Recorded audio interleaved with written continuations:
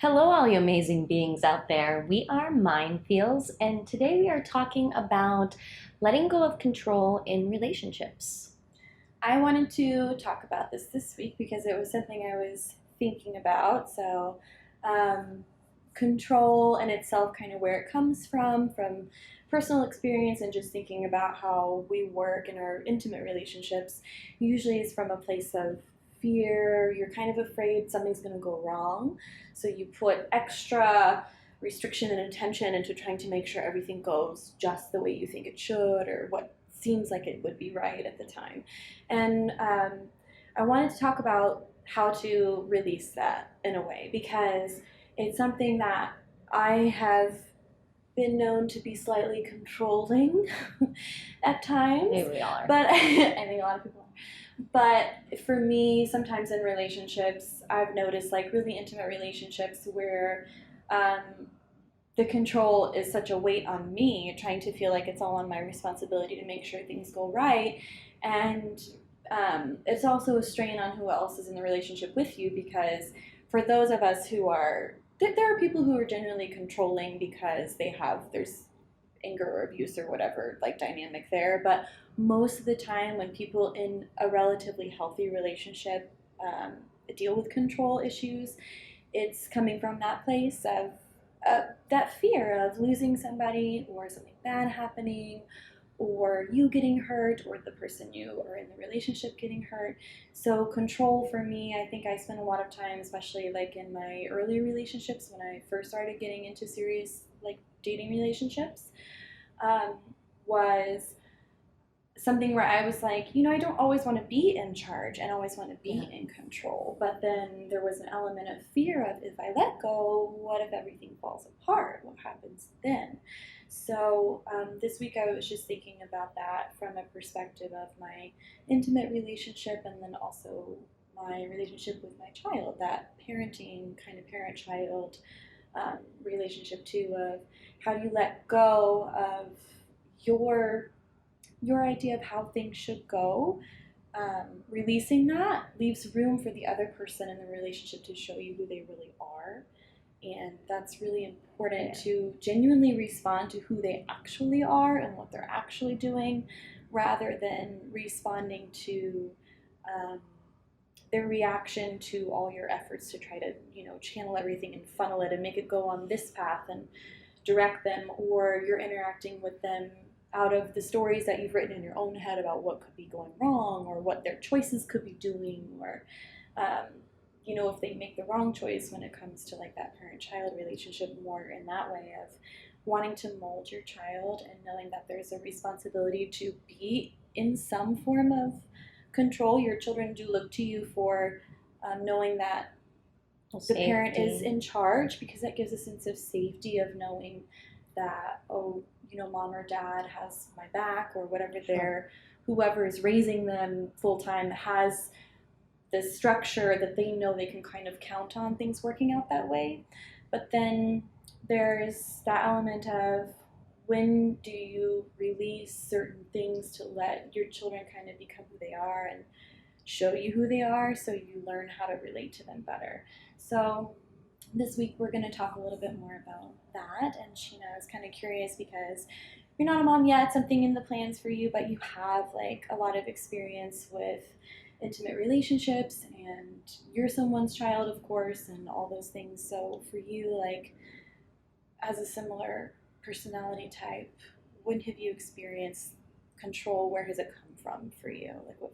Well, I'm thinking about multiple things at once and listening to you. We're getting there. But I think at first I'm asking the question, like, where does the fear of the loss of control come from? Because I think where I struggle with it in my life would be when I'm, why would I feel like I needed to control my relationships or the environment around me? Like, why do I feel like I need that? Yeah. And I think on the other end of that for me would be this fear of this loss of control or this loss of grounding. Like, who would I be, or where would I stand, or where would my relationship stand if I, just let them be and didn't put them into the framework for myself. And I think in my life that probably comes from some instability somewhere, where I felt that my life was not stable and that I did fear losing uh, safety or love or something I was attached to at the time. And then maybe because I learned something in the process, well, if I hold on like this, or if I control this situation, or if I do this, or if I latch on, then maybe that won't change and I won't have those issues. And then, as I grew older, maybe that might have, been too heavy in some ways, and I think, because when I was listening to you talk just a moment ago, I was also thinking about, well, it is a really delicate balance, because because it's like, especially raising a child, I think is like, yeah, exactly what you were saying about having to shape them and bring them up into, a valuable, healthy human in this world, which our world has controls, if you will. It has boundaries. So, the language is, some things kind of get meshed. There has to be rules and there has to be guidelines and there has to be boundaries. But then, on the other side of that, just too heavy on the other side, there's control and there's I think intensity, and so there is a really delicate balance that I'm not sure we always talk about. So I think it's definitely something that is important to talk about. I think as a woman in romantic relationships, I have struggled for sure with trying to take the reins and control, and I think that comes back to the feminist sort of movement in a way, where I don't want to be controlled by my partner, and I want to have my own independence. And I think I always wanted that. So it might just be something innate in me. It might be a little bit of a feminine strength I have, or just the collective feminine sort of wanting to take their own independence and take the reins.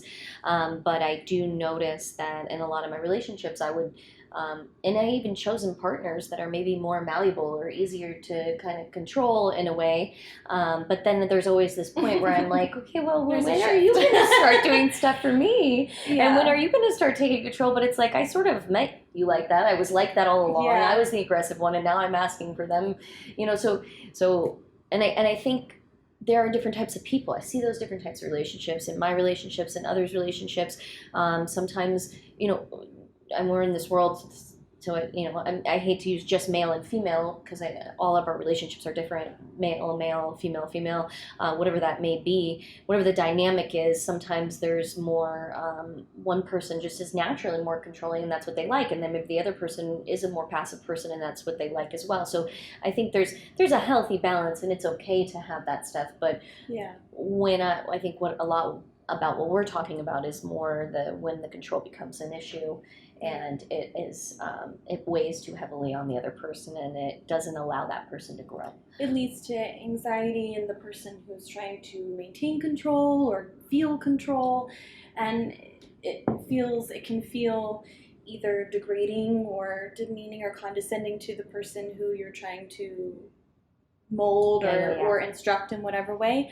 And it can also feel kind of like constricting and suffocating to them as well, and they feel like maybe they're not good enough the way that they are. Yeah, that's true. And also that maybe you think you're better than they are. And for me, I think it's interesting listening to you talk about that dynamic of partnerships, of what we choose in partners. I can say from, just to be transparent, I was married very young, and actually had like a pretty long marriage for the age I was. But when I first attracted that partner, control felt really good, and I wanted that kind of a more submissive partner, because I liked calling the shots. It felt safe to me. I had a very, again, to be transparent, a very difficult childhood background. There was addiction and abuse and different things going on in my home growing up. So a lot of times I felt totally out of control, as in that environment. And the people I looked to for that stability and safety and feeling of that balance were the most tumultuous and the most out of control themselves. So whenever I started to look for a partner to make my own family with, I kind of wanted to make sure I was safe so that if I called the shots, I could make sure things went well and I was taken care of and I was safe. And I'm that personality type where I for sure would say that I'm more of what people would call an alpha or a natural, like someone who's comfortable coming up with a plan, giving opinions, getting in there and actually getting into the situation and doing as much on my own as I can. But whenever I started to mature and went through therapy, did a lot of like work within myself, I had my son and the pregnancy and birth and nursing him and all of these experiences kind of started to change and shape who I was as a person. And I gained more health in a lot of areas. And then my needs changed in my relationship at that point, and I no longer wanted to be in control because control felt exhausting. You know, I kind of wanted sense. Then the partner that I chose didn't work for me anymore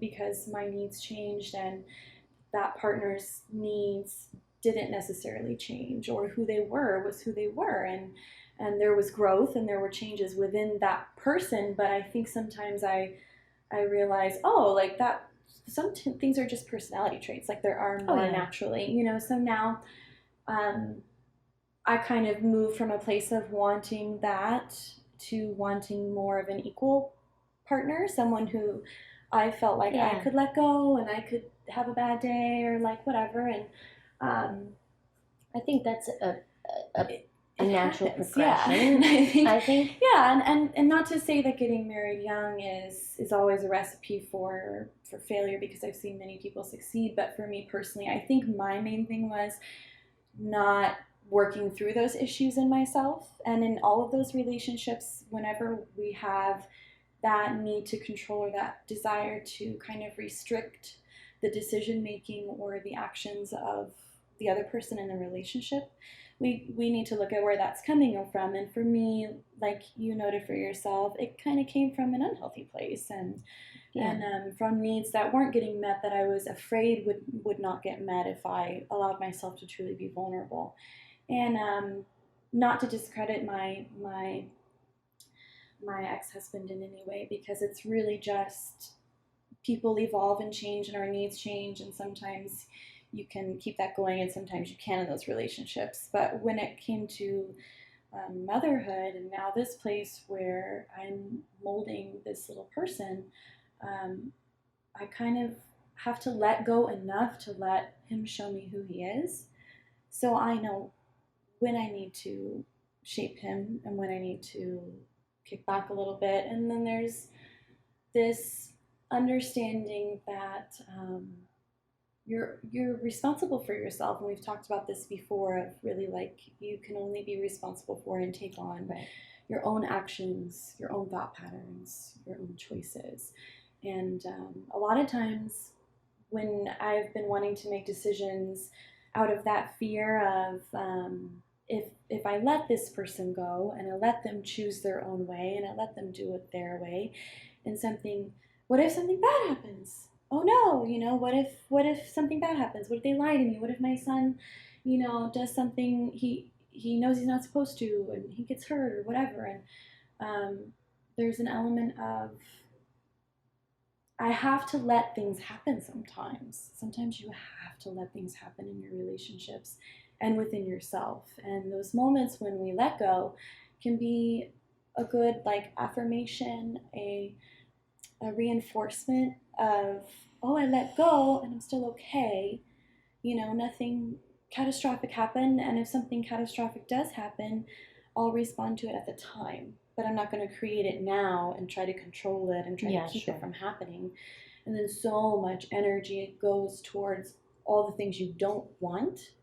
And you're putting all of that mental energy and all of your emotional energy should probably make it happen anyways into what you don't want. And yeah, you self-sabotage in a lot of ways. I know I've definitely done that, where I've pushed away, you know, whenever I really want someone close, I've actually pushed them further away because I've tried to constrict so much the way things were happening, that all those limitations just kind of sabotage the real ability to truly connect and truly have that intimacy there.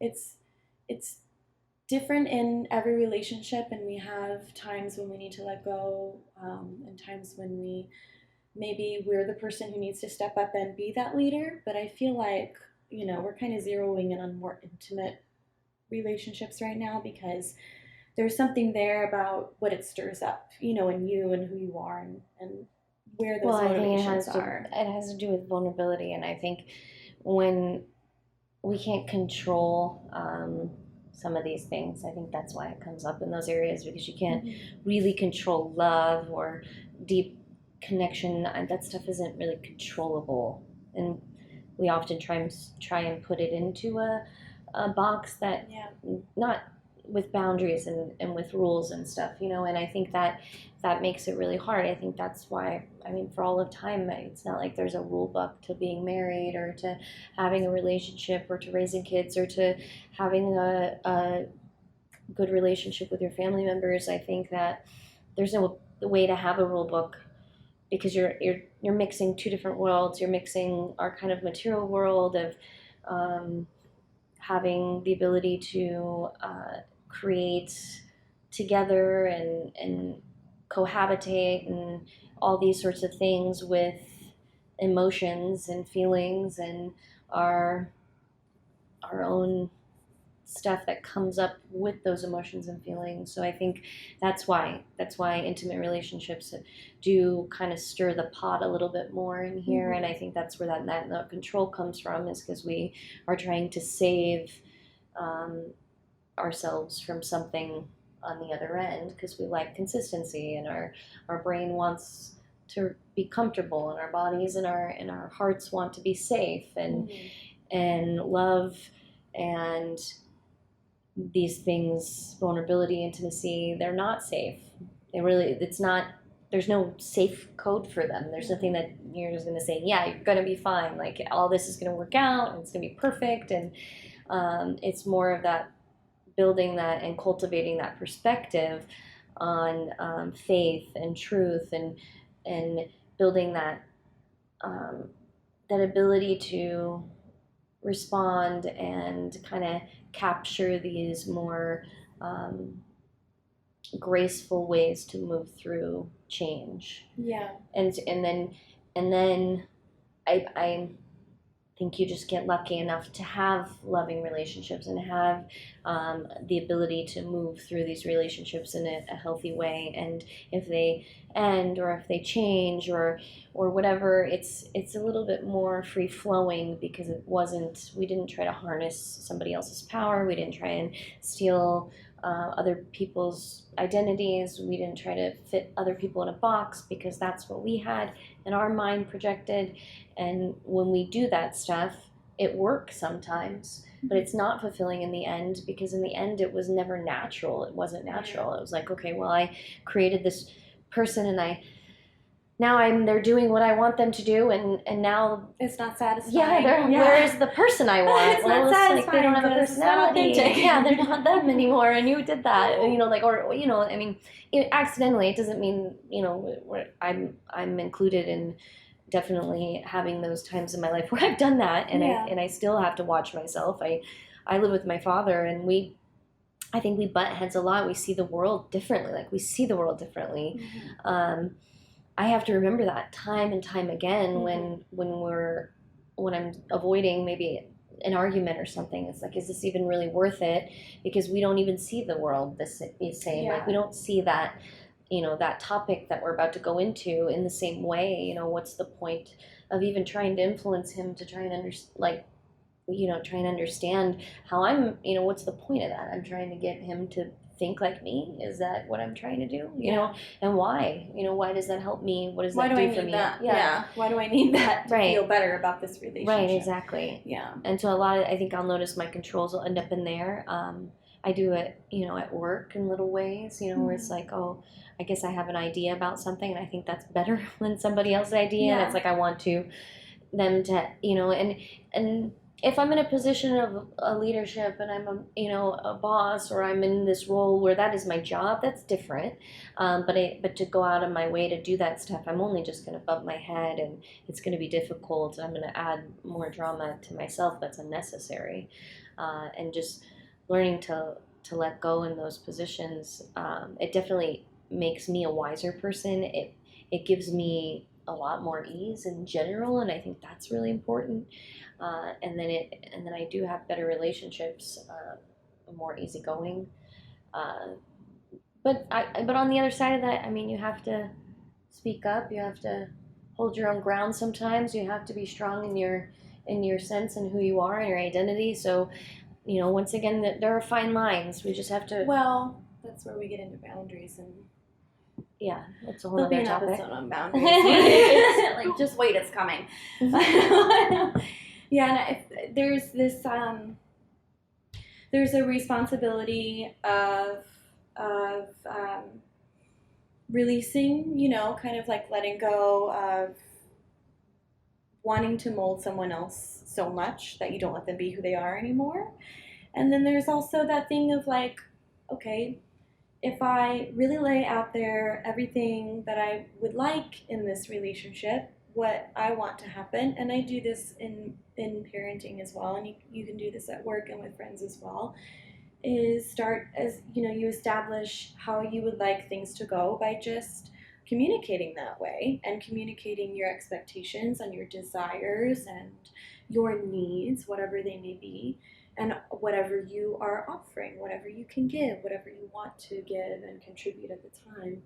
And then there's this thing you have to relinquish, and sometimes it works out really well and people show up and it's great and you're like, whoa, the way they're doing it is awesome and I'm so happy that I let go, and just you can watch amazing things happen. And then sometimes people will disappoint you and it will go badly, and then that's your answer right there. So all that fear, you know what I mean, is a waste of energy. It's much gentler to release it. It's more natural. And let it go.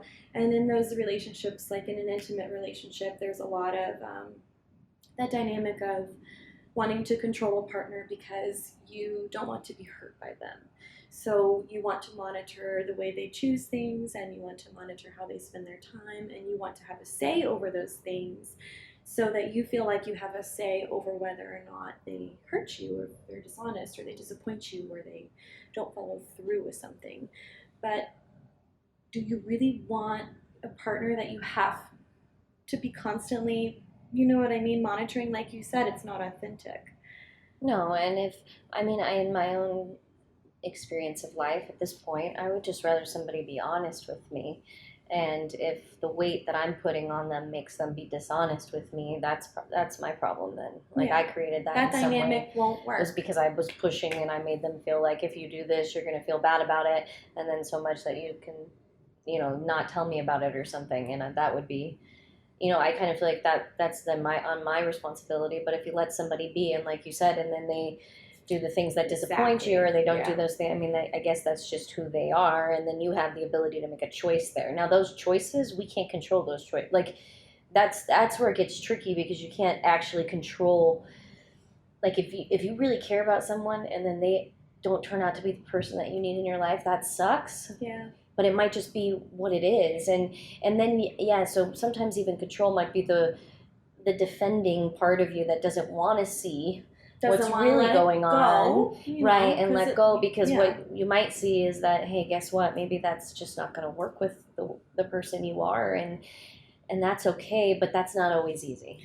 And I think, there's plenty of times where I want to be with someone, but they're not the person that meshes with me. Like that doesn't make life easy. That is not an easy choice for me. But if I try and control that person into being who I want them to be, that's never going to work. And also, they're not going to be that person anyway. So, like, I have to, it's not always, this is not like the easy answer. But I think over time, a lot of those times in my life, I grew wiser, in relationships. So maybe at the beginning of a relationship, I wasn't practicing some of the stuff I should have been practicing until later. As we grow into ourselves and we we let go of this control and we do all these other things that we talk about, self-care and making the right choices for ourselves and figuring out who we are authentically, you add all those and then you walk into life. And in romantic relationships, you're going to pick people who are already laid out, and that pick, vibe with you in the right way. So you're not going to really have as many of these issues, I think, into working it later. from that authenticity, and that's really, I think, where a lot of the letting go thing that we wanted to center it around that for a reason, because that letting go of it, like acknowledging your control is great and realizing that, oh, I'm working that in my relationships, but ultimately it's that release and letting go where you really get the most out of your relationships and the most out of yourself. And yes, it sucks and it's painful to have high standards and to try to be like, let someone else meet you in the middle and kind of let them give their part. Sometimes that can be very scary because if they let you down and you have to let them go, it's very hurtful. But I will say from experience, it's a long, slow, like kind of suffering if you don't, and if you just keep squeezing the reins and you're just trying to push someone into what makes you feel safe in your mind, because you feel like you can anticipate the outcomes more easily if you do that. But in reality, I mean, then they're not being who they are, and they'll rebel or something will happen, and you'll already have invested a lot into it. But if you just be who you are, communicate your needs, communicate who you are, what you want, be open, and give the other person the same space to do that. And if they do that and the person that they are is someone who you cannot rely on, then far better to know early, far better to know sooner than later.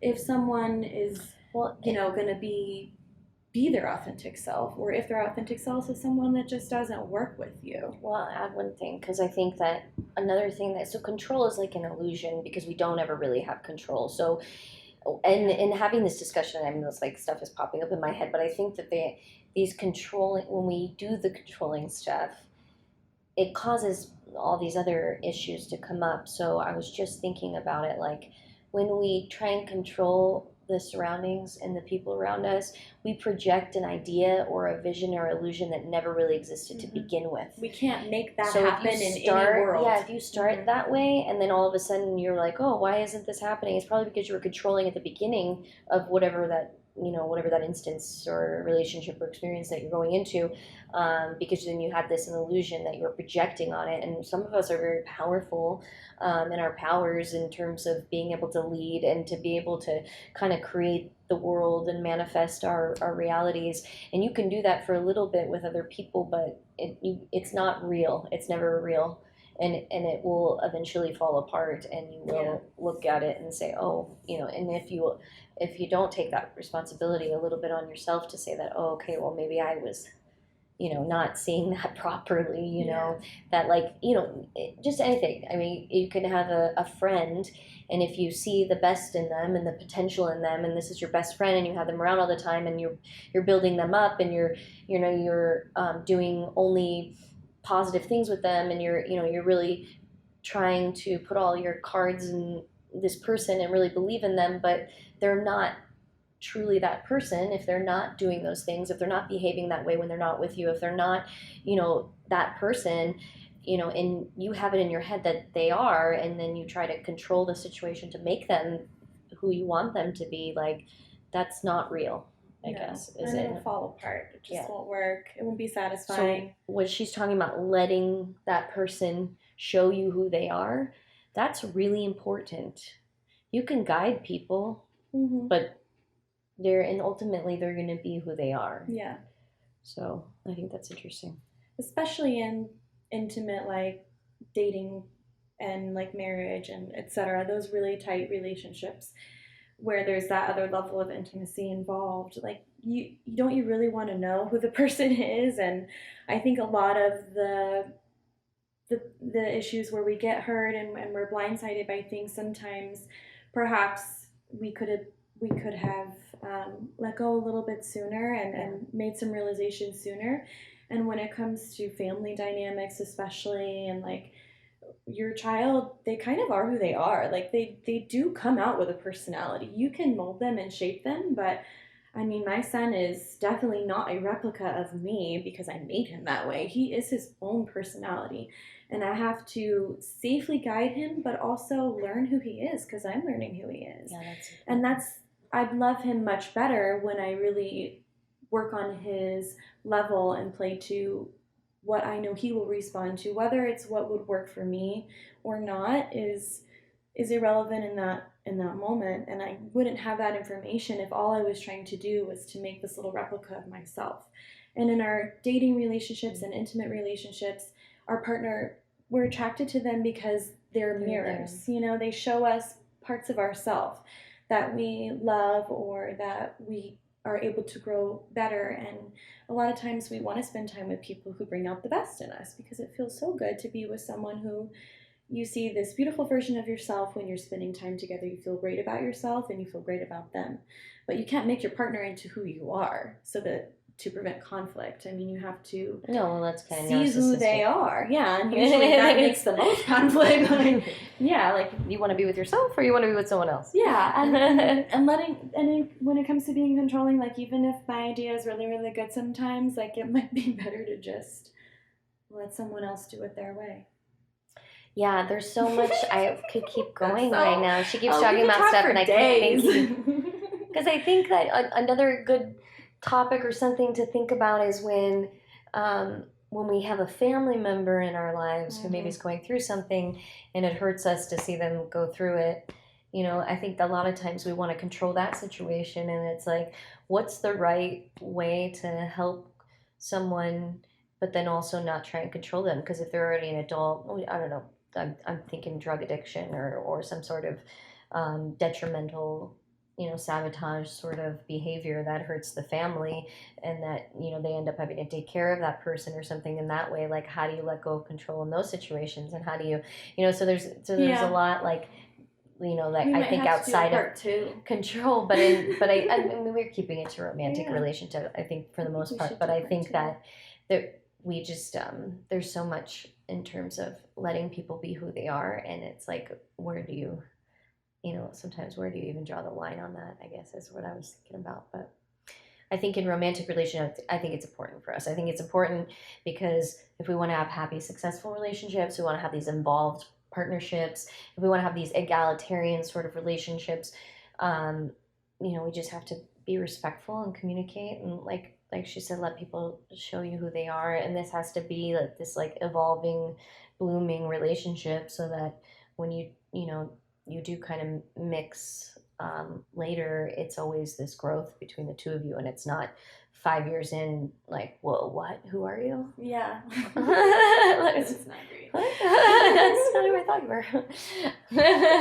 I mean, we've been there, like, unfortunately. And it's not to say that when we're in relationships and we let go of control and things go badly, or if we don't and they go badly, nothing's always on you 100% or on the person you're in the relationship with 100%.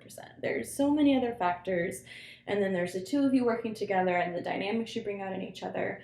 And ultimately, I think that's why it's so important to do that release, because you realize I only have so much say in how things really go.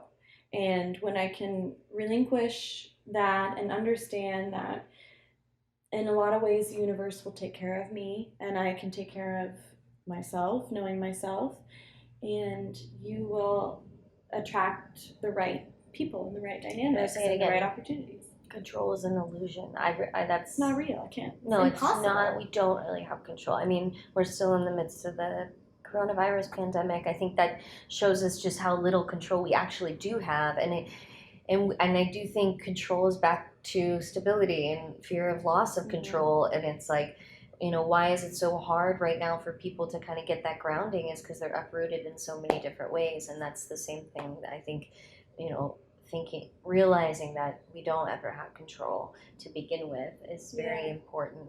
And then as we progress in our relationships, really working to focus on how we can create the dynamic where we can be who we are and that other person can be who they are, and we can coexist in that way and build from there, because I think there's a lot of beauty involved in when we get to those places. I think this is all past stuff that we've got stuck in us that we just haven't worked through yet, and like this is an emerging practice, all this stuff. Yeah. Like we are the generations to heal all of this that's coming from the past. You know, we come from, I think, a much smaller being that we've evolved into this.